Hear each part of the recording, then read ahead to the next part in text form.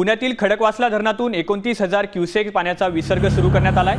या पाण्याच्या विसर्गामुळे मुठा नदीचं पात्र दुथडी भरून वाहत आहे। नदीकाठाजवळील सर्व रस्ते वाहतुकीसाठी बंद करण्यात आले। त्याचप्रमाणे पाण्याचा विसर्ग सुरू करण्यात आल्याने भिडे पूल सुद्धा पाण्याखाली गेलाय। पुणे शहरात पावसाची विश्रांती आहे, मात्र धरण पाणलोट क्षेत्रात संततधार सुरूच असल्यानं धरणातून पाण्याचा विसर्ग सुरू करण्यात आलाय।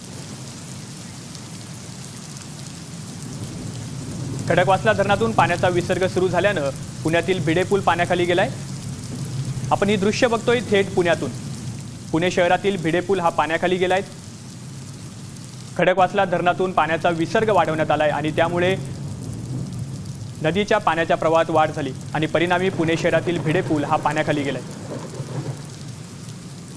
गेल्या काही दिवसांपासून खडकवासला धरण क्षेत्रात मुसळधार पाऊस सुरू आहे आणि या पावसामुळे धरणातून पाण्याचा विसर्ग जो आहे तो मोठ्या प्रमाणावर मुठा नदीत आता सुरू केल्याचं आपल्याला पाहायला मिळतंय। तब्बल 29,000 क्युसेक्सने पाण्याचा विसर्ग आपल्याला मुठा नदीत केल्याचं पाहायला मिळतंय।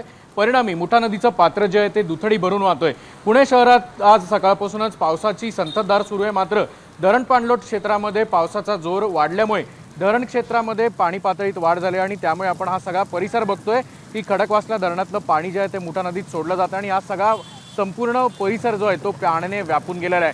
आपण हा सगळा परिसर जो आहे तो भिडे पुलाजवळचा आहे आणि भिडे पूल सुद्धा पाण्याखाली गेल्यामुळे नदीपात्रात जे दोन रस्ते आहेत ते सुद्धा आता बंद करण्यात आलेले आहेत। गेल्या 2 ते 3 दिवसांपासून आपण जर पाहिलं तर मोठ्या प्रमाणावर खडकवासला धरणातनं पाण्याचा विसर्ग मुठा नदीत सुरू होता आणि आज सकाळी सुद्धा 20,000 पासून पुढे असलेला हा विसर्ग जो आहे तो आता तब्बल 29,000वर गेल्यामुळे आपण जर पाहिलं तर मुठा नदीच्या पाणी पातळीत सुद्धा मोठी वाढ झाल्याचं पाहायला मिळतंय।